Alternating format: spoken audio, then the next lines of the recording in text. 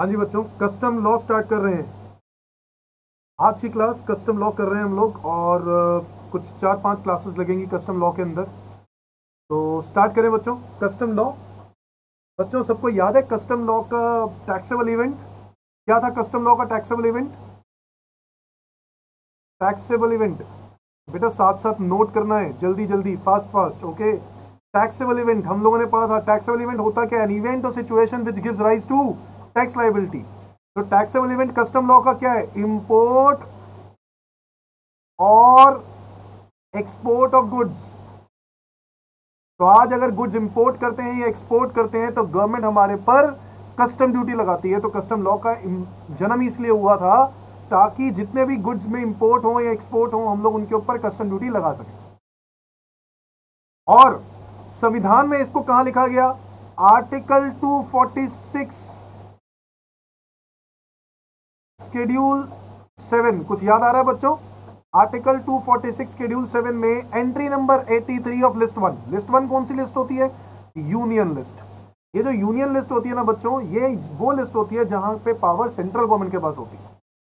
तो वो लिस्ट जहां पे पावर सेंट्रल गवर्नमेंट के पास है, और उसके अंदर एंट्री नंबर 82 इनकम टैक्स था, 83 कस्टम ड्यूटी था। तो कस्टम ड्यूटी कब लगता है ये बात मैंने आपको पहले ही बता दी, इंपोर्ट एक्सपोर्ट पर। ओके,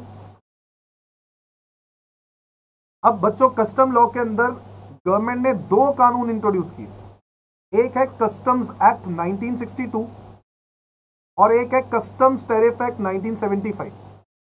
कस्टम्स एक्ट 1962 के अंदर जो पर्पस था वो था लेवी, टैक्स लगाना, कलेक्शन करना, मतलब कैसे टैक्स कलेक्ट करेंगे, कौन करेगा, असेसमेंट कैसे होगी, कंप्यूटेशन कैसे होगी, ड्यूटीज ऑफ प्रॉपर ऑफिसर। जो प्रॉपर ऑफिसर बच्चों, जैसे इनकम टैक्स में आईटीओ होता है ना, हम इनकम टैक्स ऑफिसर बोलते हैं या असेसिंग ऑफिसर बोलते हैं। इन कस्टम्स एक्ट में प्रॉपर ऑफिसर बोलते हैं। क्या बोलते हैं? प्रॉपर ऑफिसर, शॉर्ट फॉर्म में PO. Proper officer short form में पीओ। तो बच्चों levy, collection, assessment, duties of the proper officer, powers of the central government. Central government की क्या पावर्स हैं? Central board of indirect taxes and customs की क्या power है? कस्टम्स एक्ट से रिलेटेड वो सब बातें इसके अंदर लिखी गई हैं कस्टम्स एक्ट 1962 में। तो सर फिर ये टैरिफ एक्ट क्या चीज है? बेटे मैंने आपको बताया था, ये जो गुड्स है ना, गुड्स, हर तरह के इंपोर्टेड गुड्स पर अलग अलग तरह की रेट ऑफ ड्यूटी है बच्चों। तो क्लासिफिकेशन यानी गुड्स की क्लासिफिकेशन, गुड्स को क्या कर देते हैं? अलग अलग क्लासिफाई कर देते हैं। रेट्स ऑफ ड्यूटीज, गुड्स के rates of duties for import export. जो भी गुड्स की क्लासिफिकेशन मतलब अलग अलग कैटेगरी में बांट देते हैं बच्चों। टैक्सेस अलग अलग, अगर आपको याद हो हम लोग जीएसटी में भी पढ़ते हैं HSN code, harmonise system of nomenclature, वो इसी के अंदर है बच्चों, कस्टम टैरिफ एक्ट में। जीएसटी में भी है, कस्टम टैरिफ एक्ट में भी है। यहां पे कस्टम ड्यूटी के लिए और वहां पर जीएसटी के लिए। Is that clear? So classification rates of duties for import export, ये मकसद है कस्टम टैरिफ एक्ट का, कस्टम्स एक्ट का 1962 का, levy, collection, assessment, duties of the proper officer, ये सब चीज। ना कुछ ऐसी पावर्स हैं जो सेंट्रल गवर्नमेंट के पास हैं। क्या बनाने की पावर है? आओ देखिए जरा। Powers of central government, section 156 बच्चों लिखता है central government has a power to make rules under customs act 1962।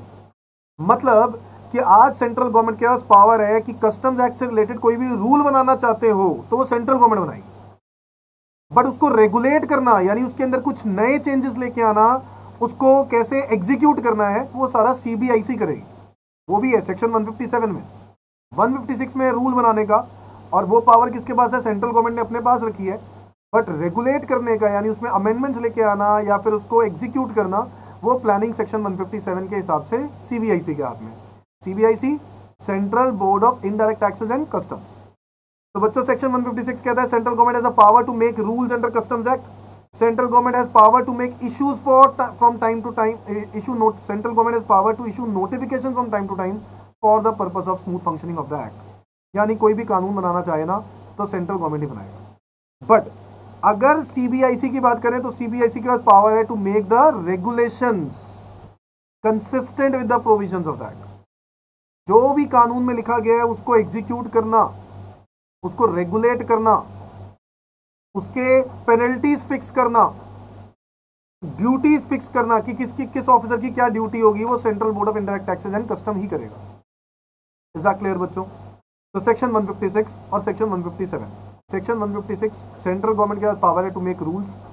Section 157 CBI से यह पावर है to make regulations under customs act. समझ में आ गई बात?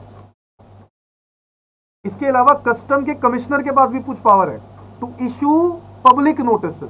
अगर वो कुछ पब्लिक को कुछ इंफॉर्म करना चाहती है,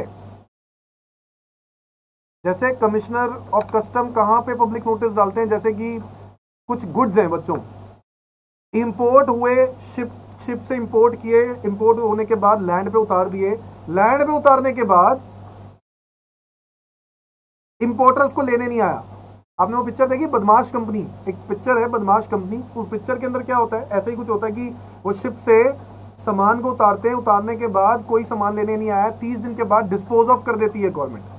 कस्टम डिपार्टमेंट के पास ये पावर है कि वो उसको डिस्पोज कर देगी अगर 30 डेज तक उसका इंपोर्टर नहीं आया, उसका मालिक नहीं आया तो 30 डेज के बाद उसने क्या कर दिया, उसको डिस्पोज करने की बात कर दी। जब एज अ स्क्रैप उसको बेचेंगे तो ऑब्वियसली कूड़े के रेट पर ही बिकेगा, अगर वो रेट अगर फेयर मार्केट वैल्यू पर बिकेगा। बट अगर वो चीज़ ही अच्छी नहीं है तो उस बदमाश कंपनी पिक्चर में क्या दिखाया था, उस पिक्चर के अंदर क्या हुआ, 2 शूज़ वो रीबॉक कंपनी से मंगवाते हैं, 2 शूज़ मंगवाते हैं, तो मतलब एक जोड़ा मंगवाते हैं, उस एक जोड़े का एक पार्ट कहीं और मंगवा लेते हैं और एक पार्ट कहीं और दोनों ही टाइम पे 30 दिन के अंदर कोई भी नहीं आता, तो फिर वो क्या करते हैं, डिस्पोज ऑफ करते हैं, तो कूड़े के भाव पे जाते हैं वो, क्योंकि वैल्यू गुड्स की तब मिलती है, उस शू की वैल्यू तब होती है जब दोनों को एक साथ बेचें। अगर सिंगल करके बेचेंगे तो कभी भी उसकी वैल्यू नहीं मिलेगी। तो बच्चों, custom commissioner has a power to issue public notice. अब कस्टम कमिश्नर क्या करता है, जब वो देखता है 30 डेज तक कोई भी नहीं आया, तो वो इसका एक पब्लिक नोटिस निकालता है, न्यूज़पेपर पे नोटिस निकालता है कि हम लोग ये गुड्स को बेचना चाहते हैं। उसको हम लोग ट्रेड नोटिस भी कहते हैं। क्या बोलते हैं हम उसको? Trade notice. ये बातें याद रखनी है, ये बहुत इंपॉर्टेंट बातें हैं। कस्टम लॉ हम लोग शुरुआत कर चुके हैं। कस्टम लॉ के रिलेटेड कौन कौन से कंटेंट और कौन कौन से टॉपिक हैं और कौन कौन सी चीज़ें हैं जो हमें पढ़नी होंगी, समझनी होंगी, याद करनी होंगी। इज दैट क्लियर बच्चों? आओ देखें, सेक्शन 156, 157 हमने कस्टम्स एक्ट का पढ़ा। अच्छा बता दो, कस्टम ड्यूटी लगाई क्यों जाती है, पर्पस क्या है, कस्टम का कानून बना क्यों था? तो ये बात बहुत इंपॉर्टेंट है, एग्जाम में आ सकता है कि कस्टम का कानून बना क्यों था। 4 रीजंस बेटा याद करने हैं, 4 रीजंस दिमाग में। रेवेन्यू कलेक्शन, सबसे पहला रेवेन्यू कलेक्शन। देखो कुछ भी हो जाए, आज इंपोर्ट पे कस्टम ड्यूटी लगाते हैं तो क्यों लगाते हैं? पहला पर्पस रेवेन्यू कलेक्शन, वो चाहते हैं कि पैसा कलेक्ट हो। Number 2, protection of domestic industry. हम लोग डोमेस्टिक इंडस्ट्री को भी बचाना चाहते हैं, हम इसलिए हम लोगों से टैक्सेस इंपोर्ट पे कस्टम ड्यूटी ले लेते हैं ताकि हमारी जो डोमेस्टिक इंडस्ट्री है उनको हर्ट ना हो। क्योंकि क्या होता है, जैसे चाइना है, नेपाल है, भूटान है और श्रीलंका है, बांग्लादेश है, ये लोग क्या करते हैं, सस्ते रेट पर इंडिया में बेच देते हैं इंडिया की डोमेस्टिक इंडस्ट्री को खराब करने के लिए। सेम चीज 200 रुपए वाली चीज वो लोग यहां पर 80 रुपए 100 रुपए में बेच रहे हैं ताकि इंडिया की डोमेस्टिक इंडस्ट्री उठ ही ना पाए। तो इंडियन डोमेस्टिक इंडस्ट्री को बचाने के लिए गवर्नमेंट ने कस्टम का कानून बनाया और कहा कि नहीं जी, हम लोग इनके इंपोर्ट पर क्या लगाएंगे, ड्यूटी लगाएंगे ताकि ये चीजें महंगी हो जाएं, और महंगी होने के बाद क्या होगा, अपने आप ऑर्डर वापस आ जाएंगे। इज दैट क्लियर बच्चों?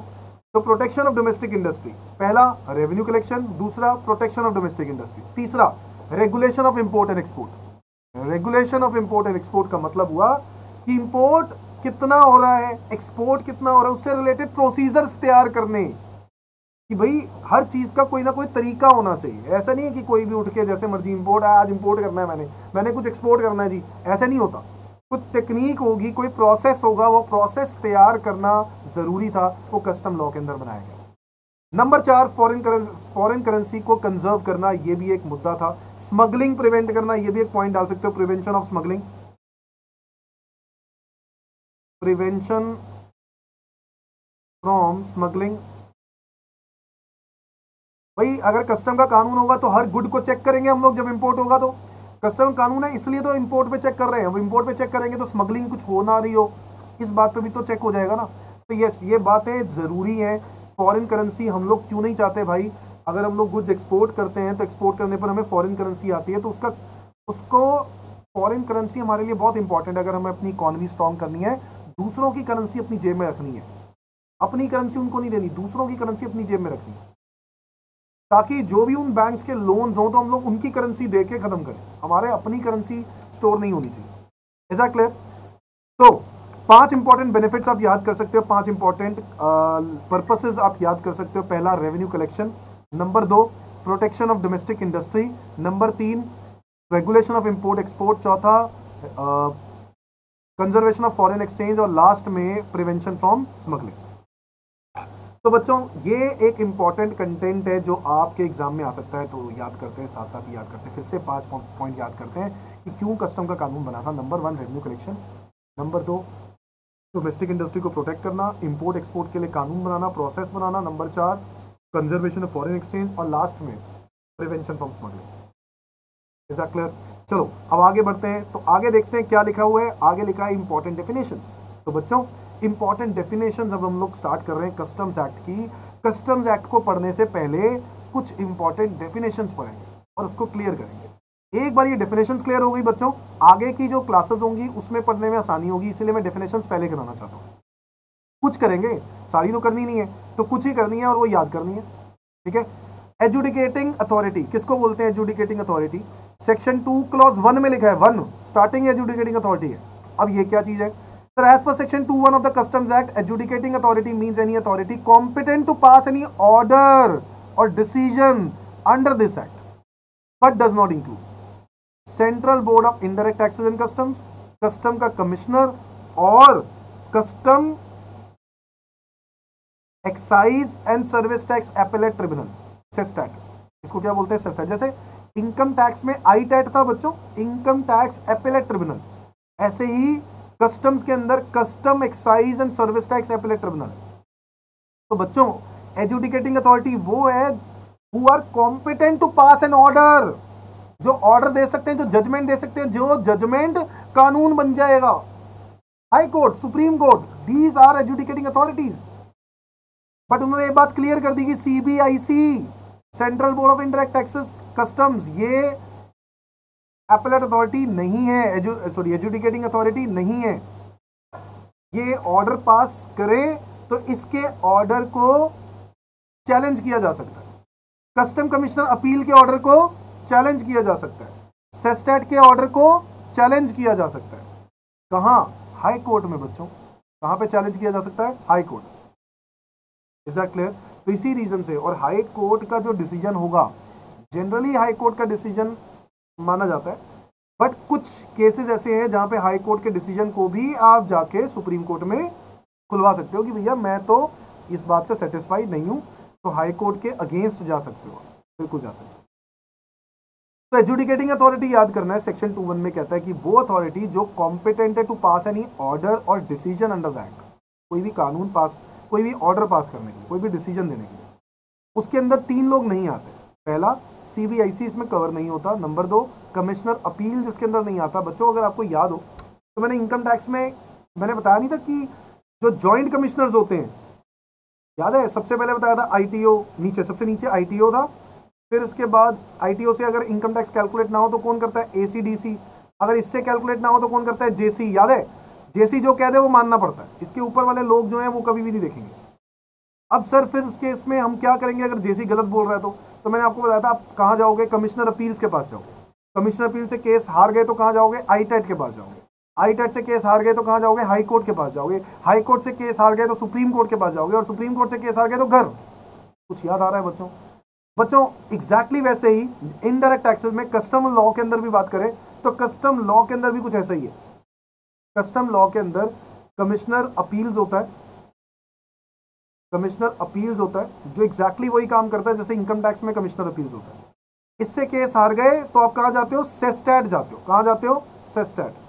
सेस्टैट से केस हार गए तो हाई कोर्ट, हाई कोर्ट से केस हार गए तो आप कुछ केसेस के लिए सुप्रीम कोर्ट भी जा सकते हो। इसीलिए बच्चों एजुडिकेटिंग अथॉरिटी में custom excise service tax appellate tribunal का नाम नहीं है। उन्होंने मना कर दिया कि ये एजुडिकेटिंग अथॉरिटी नहीं है, और कस्टम कमिश्नर अपील्स भी नहीं है, और सीबीआईसी भी नहीं है। Is that clear? उनका ऑर्डर, जिसका भी ऑर्डर डिसीजन चैलेंज किया जा सकता है, उसको एजुडिकेटिंग अथॉरिटी नहीं बोलते। इज दैट क्लियर बच्चों? एक तो ये याद करना है हमने। Next, section 2(5) bill of export. ना बच्चों, एक मैं आपको प्रैक्टिकल सिचुएशन बताता हूं। जब हम गुड्स को एक्सपोर्ट करते हैं ना, जब गुड्स को एक्सपोर्ट करते हैं एक देश से दूसरे देश में, तो उस वक्त आप पहले गुड्स को लेके कस्टम ऑफिसर्स के पास जाते हो और कहते हो कि सर मुझे ये गुड्स को क्लियर करना है। वो चेक करेगा कि गुड्स में कोई प्रॉब्लम तो नहीं है, कोई गलत गुड्स, इलीगल गुड्स तो नहीं कहीं एक्सपोर्ट कर रहे हैं। और फिर वो चेक करने के बाद वो ये देख लेगा कि क्या ड्यूटी बनती है। अगर कस्टम में एक्सपोर्ट पे कुछ ड्यूटी बनती है तो वो तुमसे ड्यूटी मांगेंगे, क्लियर करवा देंगे।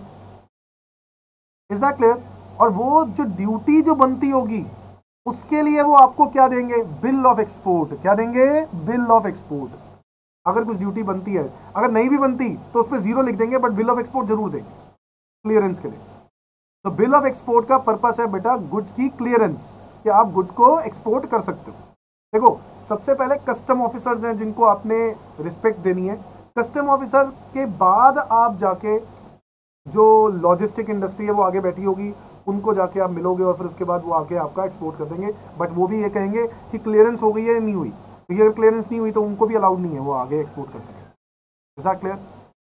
तो the exporter of any good shall make entry thereof by presenting the PO in the case of goods to be exported by land, a bill of export in prescribed form, shipping bill in case of goods exported in the vessel or aircraft। तो basically vessel और aircraft से जब goods को export करते हो तो उसके लिए नाम है शिपिंग बिल। क्या नाम है? Shipping bill.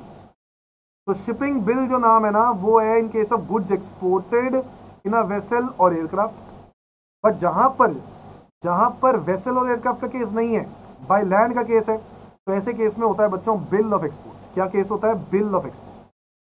याद रखना है बच्चों, the exporter of any good shall make entry thereof by presenting the PO in case of goods to be exported by land, a bill of export in prescribed form.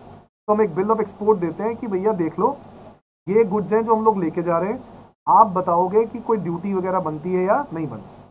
तो वो लोग बता देंगे duty बनती है 0, और वो हमें गुड्स की क्लियरेंस दे देंगे कि आप जाओ, आप एक्सपोर्ट कर सकते हो। Is that clear? तो बिल ऑफ एक्सपोर्ट पता होना चाहिए। और याद रखना है बिल ऑफ एक्सपोर्ट किसके लिए होता है? बाय लैंड क्लियरेंस करने के लिए।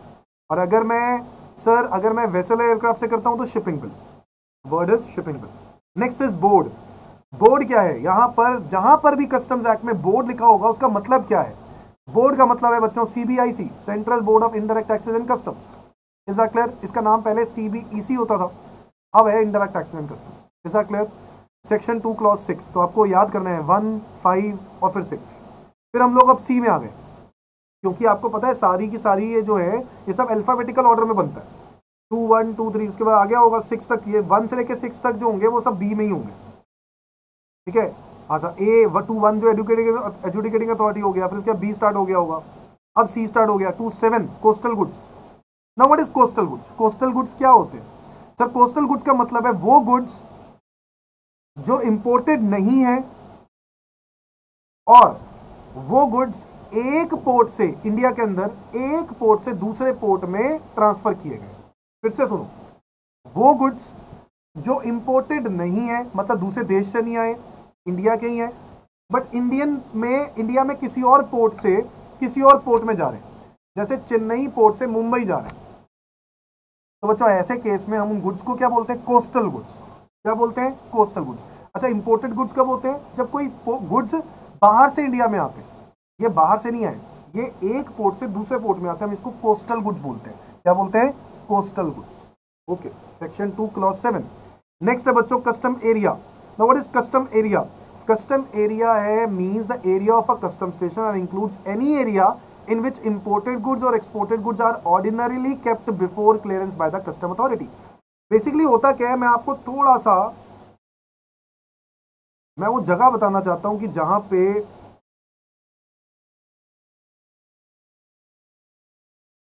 ये, जैसे ये इंडिया का मैप है और मान लेते हैं ये वाला जो पोर्ट है ये चेन्नई पोर्ट है। ठीक है? अब ये चेन्नई पोर्ट जो है ना, इतने से एरिया में, इसको अगर मैं जूम करूं इसको, तो जूम करने के बाद मेरे को कुछ ऐसे एरिया दिख रहा है।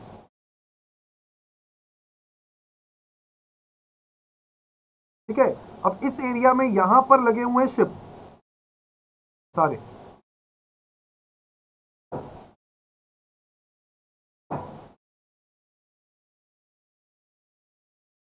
ऐसे लाइन में शिप्स लगे हुए हैं,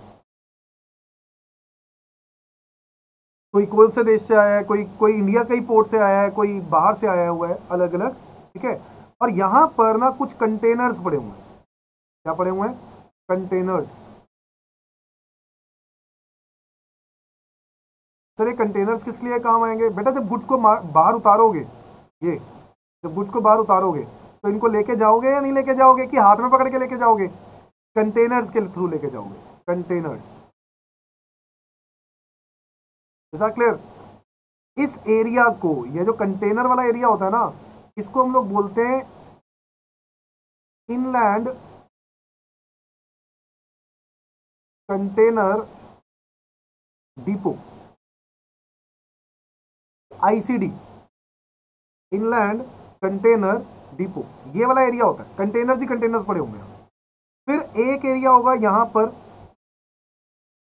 कस्टम डिपार्टमेंट, ठीक है। यहां पर एक गेट होगा, ठीक है। यहां पर कुछ वेयर हाउसेस होंगे। क्या होंगे? Warehouses. हो सकता है यहां पर भी, इस साइड पर भी कोई वेयर हाउस हो। मैं बस एक एग्जांपल दे रहा हूं बच्चों, मैं आपको थोड़ा सा आइडिया देना चाहता हूं कि देखो किस तरीके से हो रहा हो। इस गेट के अंदर एंट्री होती होगी, ट्रक्स आते होंगे, ट्रक्स आते हैं बच्चों, जो वो नहीं है जो कंटेनर के बिना वाले ट्रक होते हैं, ऐसे ऐसे वाले, देखो आपने देखे होंगे बेटा, जब आप कभी हाईवे में जाते हो तो आपने ऐसे ट्रक देखे होंगे, देखे हैं कभी ऐसे वाले? और ऐसे वाले जो ट्रक होते हैं ना, इसमें ये जो कंटेनर्स है ना, कंटेनर्स, उसमें सामान लोड करने के बाद कंटेनर्स को इसके ऊपर रख दिया जाता है क्रेन्स की हेल्प से, और फिर उसके बाद ये ट्रक जो है जहां पे भी आप लेके जाना चाहते हो आप इसको ले जाते हो। इस तरीके से ट्रक्स एंटर करते रहते हैं और गुड्स को लेके जाते रहते हैं। इंपोर्टर यहाँ खड़ा होता है, जो भी इंपोर्टर्स हैं सब खड़े होंगे, अपने अपने इंपोर्टर्स। कुछ लोग हेल्प के लिए बैठ खड़े होंगे जो कस्टम डिपार्टमेंट ने लगाए हुए हैं।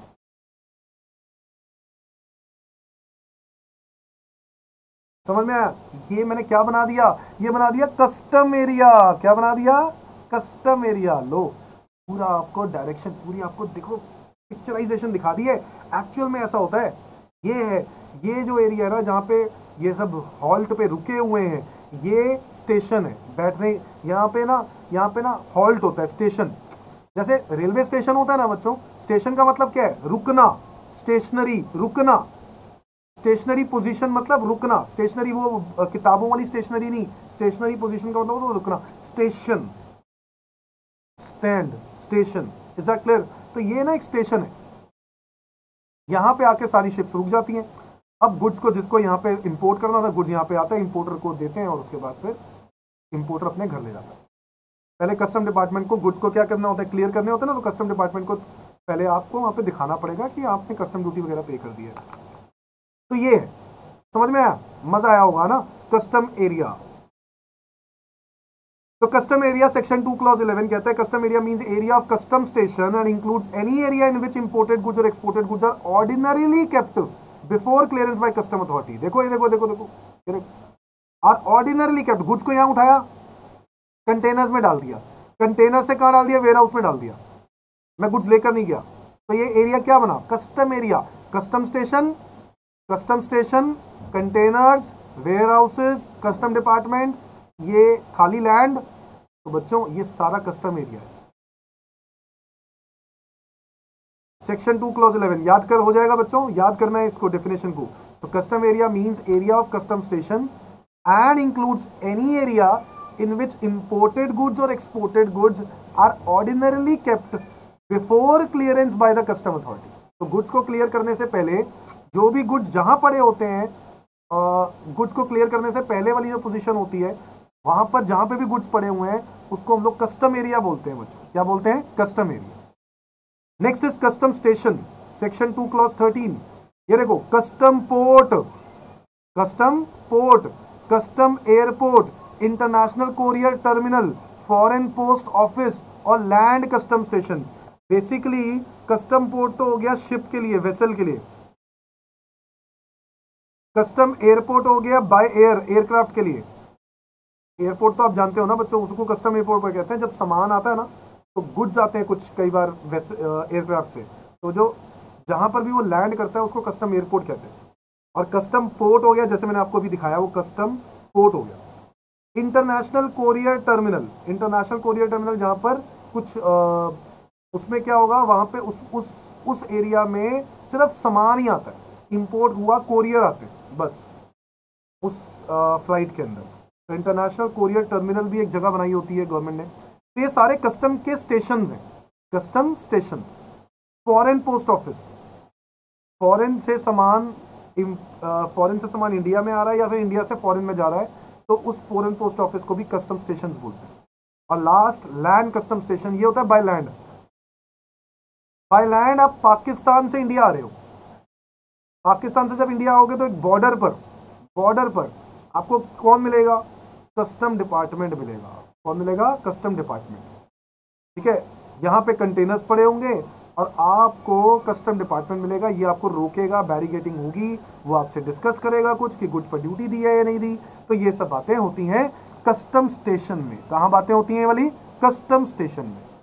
बच्चों कस्टम स्टेशन में कौन कौन आ गया, any custom port, custom airport, international courier terminal, foreign post office, land custom station. फिर से बोलते हैं एक बार, 5 बातें हैं फिर से।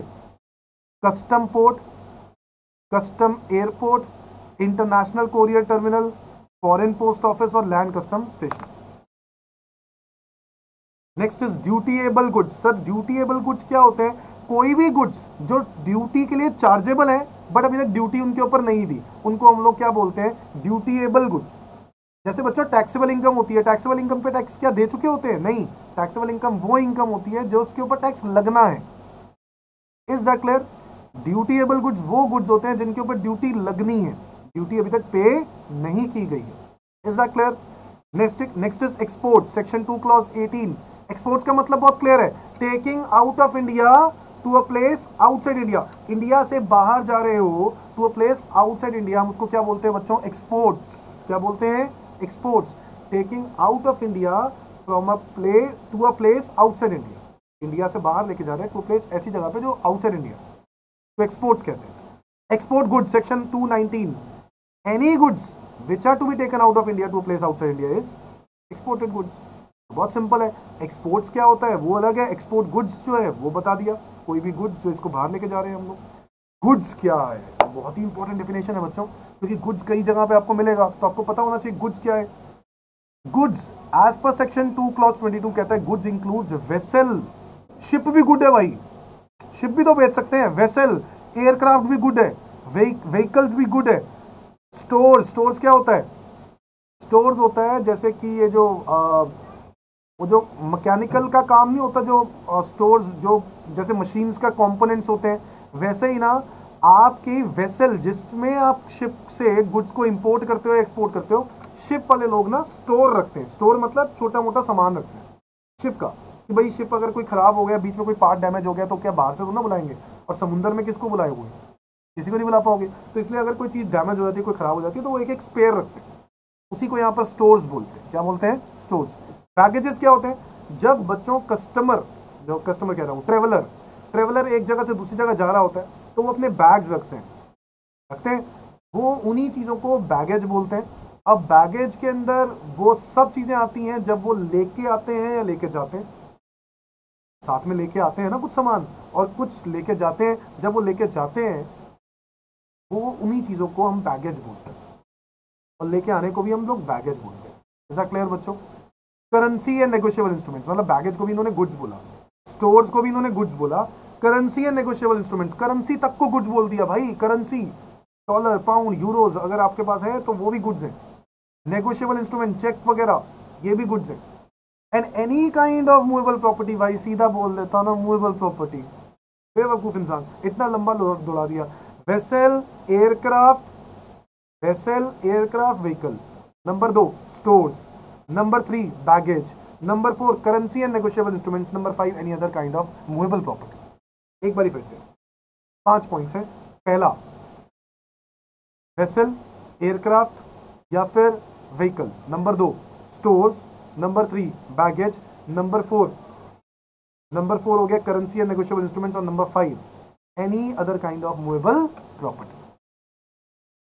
याद करना है बच्चों, goods section 2 clause 22 very important, exam में डायरेक्ट क्वेश्चन आ जाएगा, डिफाइन गुड्स, तो प्लीज याद करना इसको, ठीक है। Next is import. इंपोर्ट क्या है बेटा, जैसे एक्सपोर्ट इंडिया से बाहर लेके जाना है, इंपोर्ट है इंडिया में लेके आना। So bringing into India from a place outside India is import, है कि नहीं? Bringing into India from a place outside India is import. Imported goods क्या होता है? सेक्शन 2 क्लॉज 25, इंपोर्टेड गुड्स क्या होता है? Any goods bought into India from a place outside India but does not include the goods which have been cleared for home consumption। बच्चों actual में होता क्या है, जब गुड्स को हम लोग इंपोर्ट कर देते हैं ना, ये वाले एरिया में, ये जब गुड्स को हम इंपोर्ट करते हैं, सो वी हैव 2 ऑप्शंस।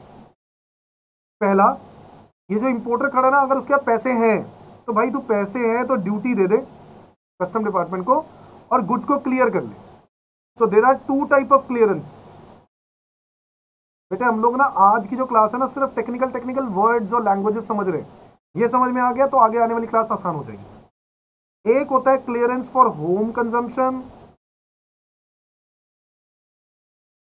और एक होता है बच्चों क्लियरेंस फॉर वेयर हाउस। दोनों में क्या फर्क होता है? होम कंजम्पशन का मतलब है ड्यूटी दी, गुड्स को ले गए। वेयर हाउस के लिए क्लियरेंस का मतलब है कि आपके पास अभी पैसे नहीं थे तो आपने गुड्स कहां रखवा दिए? वेयर हाउस में। वेयर हाउस से गुड्स को क्लियर करोगे तब जब आपके पास पैसे होंगे, आप पैसे दिए, ड्यूटी पे करके उसके बाद आप गुड्स को ले गए बाहर। समझ में आया? फिर से सुनो, मैंने बोला क्लियरेंस 2 टाइप की होती हैं, एक डायरेक्ट होम कंजम्पशन यानी आप घर ले गए, और एक होता है कि आप गुड्स को वेयर हाउस में रख देते हो। वेयर हाउस के लिए टेम्परेली रख देते हो क्योंकि पैसा आपके पास नहीं होता, तो आप जब भी दोबारा आओगे पैसा दोगे, पैसा देने के बाद क्लियर, यानी वेयर हाउस में क्लियर करने, वेयर हाउस में रखने के बाद क्लियरेंस फॉर होम कंजम्पशन आप लेके जा सकते हो। और एक्चुअल में होम कंजम्पशन का मतलब ये है कि आपने ड्यूटी पे कर दी होगी, और हम लोग वही तो बात पढ़ रहे हैं कि इंपोर्टेड गुड्स वो गुड्स होते हैं जिन पे अभी तक ड्यूटी नहीं पे की गई होगी। ये वो गुड्स हैं जिन पे ड्यूटी अभी तक पे नहीं की गई, क्योंकि अगर गुड्स के ऊपर ड्यूटी पे कर दी तो वो इंपोर्टेड गुड्स नहीं होंगे बच्चों, तब वो गुड्स बन जाएंगे। तो ड्यूटी पे नहीं की तभी वो इंपोर्टेड गुड्स है।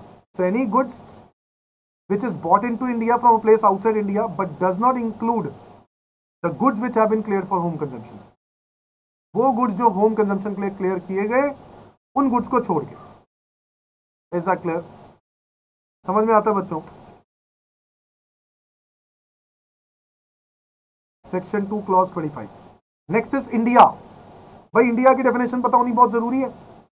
सेक्शन 2 क्लॉज 27 इंडिया कहता है India includes territorial water of India. आओ जरा देख लेते हैं टेरिटोरियल वाटर क्या चीज होती है। ये देखो मैंने इंडिया का ना साउथ वाला मैप बना दिया, साउथ वाली साइड, और साउथ वाला साइड आसान है ना बेटा, ऊपर थोड़ा सा मुश्किल है, तो अब साउथ वाली साइड। अब ये मान लो ये चेन्नई पोर्ट है।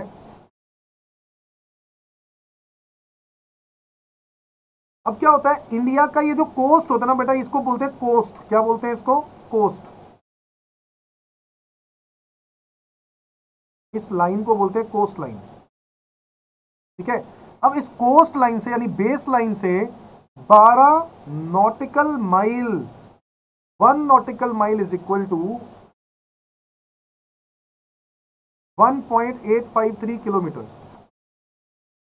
अब 12 नॉटिकल माइल यानी तकरीबन 22 किलोमीटर, तकरीबन 21 से 22 किलोमीटर जो ये एरिया है ना, इसको इंडियन टेरिटोरियल वाटर्स बोलते हैं। और बेसिकली ये इंडिया का ही टेरिटरी है, ये एक्चुअल में इंडिया ही है, ये इंडिया है। कह रहा है इनफैक्ट यही रूल सिर्फ इंडिया में ही नहीं है, हर दुनिया में हर कंट्री के ऊपर बनाए गए, क्योंकि ये कॉमन बना दिया गया कि भाई जो तुम्हारा कोस्ट एरिया से 12 नॉटिकल माइल तक का एरिया ना, ये तुम्हारा है, तुम्हारा है।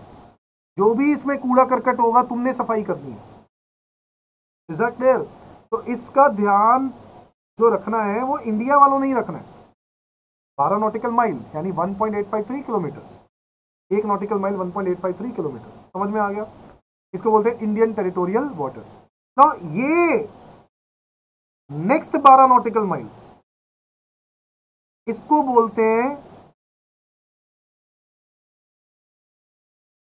Indian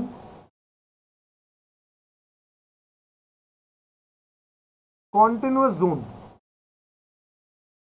Indian continuous zone, ICZ, Indian continuous zone. तो गवर्नमेंट ने 12 नॉटिकल माइल की और एक्सटेंशन दे दी और यहां पर राइट्स दे दिए टोटल इस पूरे पानी में, पूरे समुद्र में 24 नॉटिकल माइल तक के राइट्स दे दिए। किसको, किसको राइट दे दिए? कस्टम डिपार्टमेंट को। क्या बोला मैंने? कस्टम डिपार्टमेंट को 24 नॉटिकल माइल तक के राइट दे दिए और कहा भैया देखो ऐसा है, इसमें जो भी इलीगल एक्टिविटी होगी कस्टमरों का पूरी पावर है, वो कल को शूट भी कर सकते हैं अगर कोई इलीगल स्मगलिंग कर रहा है या कोई ड्यूटी बिना दिए लेकर चला गया शिप। तो 24 नॉटिकल माइल तक का पूरा पूरा राइट है कस्टम डिपार्टमेंट के पास। इसको इसीलिए बोलते हैं इंडियन कस्टम वाटर। क्या बोलते हैं इसको? Indian custom water. तो बच्चों मैं कह सकता हूं ITW plus ICZ is equal to ICW, मतलब Indian territorial waters plus Indian continuous zone, यानी ये 12 प्लस ये 12 is equal to Indian custom water 24 nautical mile. 24 nautical mile समझ में आ गया बच्चों? अब ये जो 24 नॉटिकल माइल तक का एरिया है ना इंडिया कोस्ट लाइन से, वो कस्टम वालों का हो गया, कस्टम वालों को राइट दे दिया। ये इसके बाद का 176 नॉटिकल माइल अगर मैं जोड़ दूं और, तो बेसिकली ये टोटल बन जाएगा 24 और 176 टोटल कितना हो गया? ये 200 नॉटिकल माइल। और इस एरिया को हम बोलते हैं एक्सक्लूसिव इकोनॉमिक जोन। क्या बोलते हैं हम लोग? Exclusive economic zone, short form में EEZ। सर ये क्या चीज है, इसमें फायदा क्या होगा? बेटा अगर इंडिया अगर चाहे तो यहां पे एक आर्टिफिशियल आइलैंड बना सकती है अपने पर्पस के लिए, अपनी इनकम के लिए, अपनी इकोनॉमी के इनकम के लिए। आर्टिफिशियल आइलैंड, मेरी बात समझ रहे हो? स्पेन अगर आप देश देखो ना, तो स्पेन में ऐसे आसपास बहुत सारे टापू मतलब आइलैंड्स बनाए हैं, 4-5 आइलैंड्स बनाए हैं। और इनफैक्ट बहुत सारे देशों ने बहुत सारे आइलैंड्स डेवलप किए हैं ताकि वो लोग टूरिस्ट प्लेस बना सकें उस एरिया को। क्या बना सकें? Tourist place. तो आर्टिफिशियल आइलैंड अगर क्रिएट करे इंडिया, 200 नॉटिकल माइल तक के एरिया में इंडिया के पास राइट है, और वो जो इनकम जाएगी वो सारी इंडिया को ही जाएगी। ठीक है, एक्सक्लूसिव इकोनॉमिक जोन, इसीलिए इसको बोला जाता है exclusive economic zone. Is that clear? In fact shipping करने के लिए जो मछुआरे होते हैं उनको डीप पानी चाहिए होता है, बहुत डीप पानी चाहिए होता है। वो जो डीप पानी होता है वो करीब इस एरिया में जाके ही मिलेगा। इसलिए इंडियन गवर्नमेंट को राइट में था कि आप 200 नॉटिकल माइल तक को आप चाहे फिशिंग के लिए यूज करना चाह रहे हो, फिशिंग के लिए यूज करो, आप कर सकते हो। इसको बोलते हैं एक्सक्लूसिव इकोनॉमिक जोन। क्या बोलते हैं? Exclusive economic zone. अब ये जो 200 नॉटिकल माइल के बाद का एरिया है इसको हम हाई सीज बोलते हैं। High seas is common to everyone, common for everyone, ये सबके लिए। यहां पे कोई लड़ नहीं सकता ये मेरा है ये उसका है, इतना ऐसा कुछ नहीं, ये कॉमन फॉर एवरीवन। समझ में आया बेटा? ये पूरा इंडिया का नक्शा समझ में आता है। 12 नॉटिकल माइल तक के एरिया को हम बोलते हैं इंडियन टेरिटोरियल वाटर्स। बाकी का नेक्स्ट 12 नॉटिकल माइल जो एक्स्ट्रा होता है 13 से लेकर 24, उसको बोलते हैं इंडियन कॉन्टिन्यूअस जोन। पूरे 24 नॉटिकल माइल को बोलते हैं Indian custom water. 176 nautical mile और ऐड कर दिया जाए तो total 200 nautical mile coast line से 200 नॉटिकल माइल को EEZ बोलते हैं, एक्सक्लूसिव इकोनॉमिक जोन। और एक्सक्लूसिव इकोनॉमिक जोन के बाद का जो एरिया होता है उसको बोलते हैं हाई सीज। क्या बोलते हैं? High seize. ये कॉमन है। यहां पर बेटा कोई भी सोना जवाहरात जो समुद्र में से निकल आया तो ये सबको बटेगा। समझ में आ गई बात? सबको बटेगा। तो इंडियन कस्टम वाटर को तो मैंने आपने प्रैक्टिकली मैंने आपको दिखा दिया। इंडिया क्या होता है आपको पता चल गया है, इंडिया क्या होता है। तो बेसिकली अगर आप बोलो तो बेसिकली इंडिया की डेफिनेशन जो कस्टम्स में है, अगर शिप यहां एंटर कर गई ना तो ये मान लिया जाएगा कि वो इंडिया एंटर कर गई, क्योंकि ये 12 नॉटिकल माइल जो है वो इंडिया आता है, उसको इंडिया ही बोलते हैं। Now what is Indian custom water? The water extending into the sea up to the limit of EEZ, up to the limit of EEZ, मतलब जहां से EEZ स्टार्ट हो रहा है बच्चों, उस एरिया तक के एरिया को हम इंडियन कस्टम वाटर बोलते हैं। बिल्कुल सही बोला उसने। और ये बात लिख दी है under section number 7 of territorial waters, continental shelf, EEZ and other maritime zones act 1976। तो एक एक्ट बनाया गया था इसका टेरिटोरियल वाटर्स, कॉन्टिनेंटल शेल्फ और ईजेड के लिए। अब now what is continental shelf? Continental shelf क्या होती है? आपने कभी देखा होगा, आपने कभी देखा होगा, बीच एरिया देखा है बच्चों? बीच,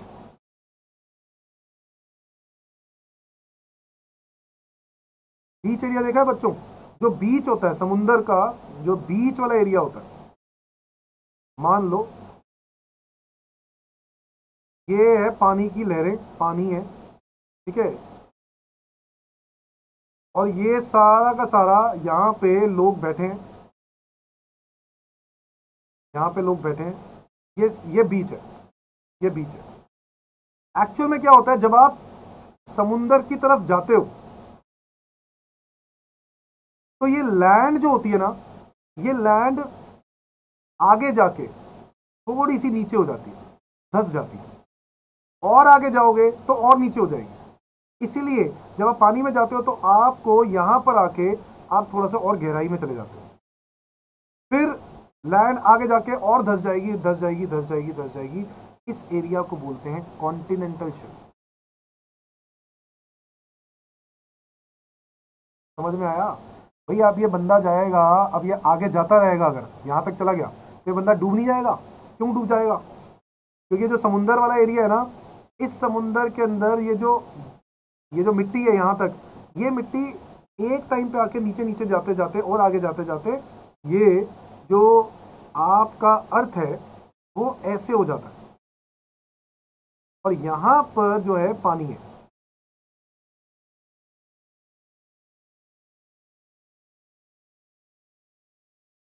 आप महसूस करो, ये आपके पांव हैं, ठीक है, ये आपके पांव हैं, आप पांव इस तरीके से रख रहे हो। अब जैसे आगे जा रहे हो तो आप और गहराई में चले गए, फिर और गहराई में, फिर और गहराई में, तो आप डूब सकते हो।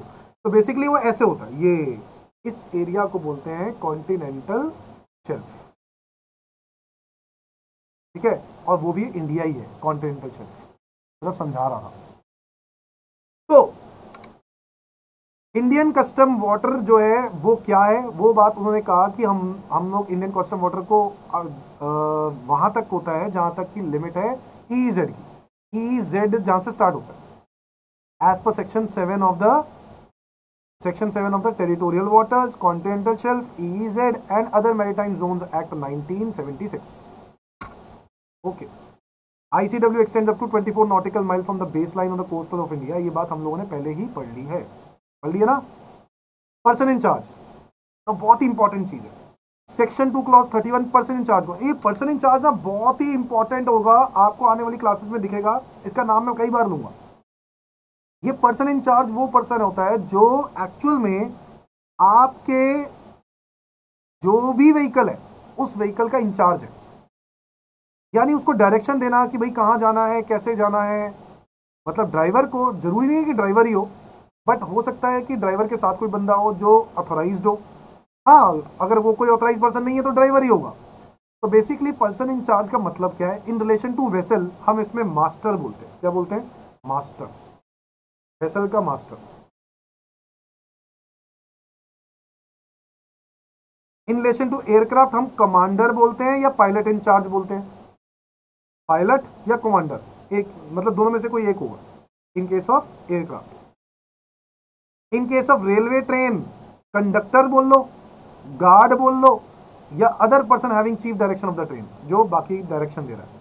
यानी कंडक्टर भी बोल सकते हैं, गार्ड भी हो सकता है, या कोई ऐसा पर्सन जो ऑथोराइज है डायरेक्शन देने के लिए ट्रेन की।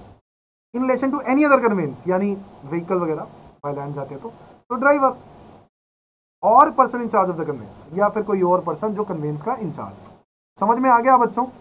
तो पर्सन इन चार्ज का मतलब हो गया, इन रिलेशन टू वेसल की बात करें तो वेसल में मास्टर होता है। अगर एयरक्राफ्ट की बात करें तो एयरक्राफ्ट में कमांडर या पायलट इन चार्ज होता है।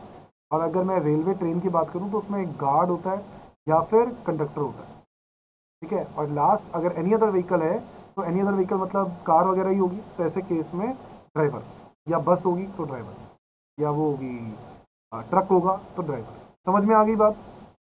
ये हो गया person in charge section 2 clause 31। Important है बच्चों।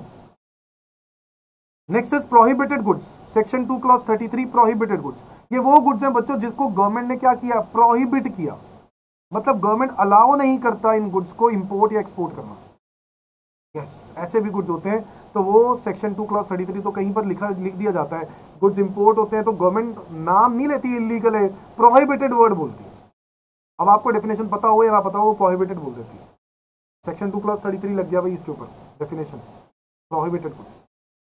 समझ में आ गई बात। कोई ऐसे गुड्स जो अलाउड नहीं है इंडिया के अंदर, इलीगल है, और उन गुड्स को इंडिया में ले आए तो प्रोहिबिटेड गुड्स। तो ये है कुछ डेफिनेशंस जो आपको याद करनी है। देखो इसके अलावा भी डेफिनेशंस आपको बुक में दी होंगी, बट आपको याद ये करनी है। Is that clear? याद ये करनी है, इसके अलावा आपको एक्स्ट्रा पढ़ने की कोई ज़रूरत नहीं है, एक्स्ट्रा और कुछ पढ़ने की इसके साथ ज़रूरत। समझ में आ गया बच्चों? तो आज की क्लास में हम लोग इतना ही पढ़ते हैं। आज की क्लास में मैंने आपको कुछ डेफिनेशंस करवाई, मैंने कुछ कस्टम एरिया के बारे में थोड़ा सा आइडिया दिया आपको, और मैंने कस्टम्स एक्ट और कस्टम टैरिफ एक्ट के बारे में थोड़ी सी ब्रीफिंग दी। अगली क्लास के अंदर हम थोड़ा सा और एक्सटेंड करेंगे, टाइप्स ऑफ ड्यूटीज़ पे जाएंगे, ड्यूटीज़ के बारे में डिस्कस करेंगे, फिर इसकी वैल्यूएशन के बारे में जाएंगे, और गुड्स की वैल्यू कैसे, और फिर मैं आपको कुछ प्रैक्टिकल क्वेश्चंस भी कराऊंगा। बड़े इंटरेस्टिंग प्रैक्टिकल क्वेश्चन होते हैं, आसान होते हैं, स्कोरिंग है, तो आप लोग आराम से कर पाओगे। ठीक है बच्चों, आज के लिए इतना ही। बाय बाय, शब बखैर, गुड नाइट।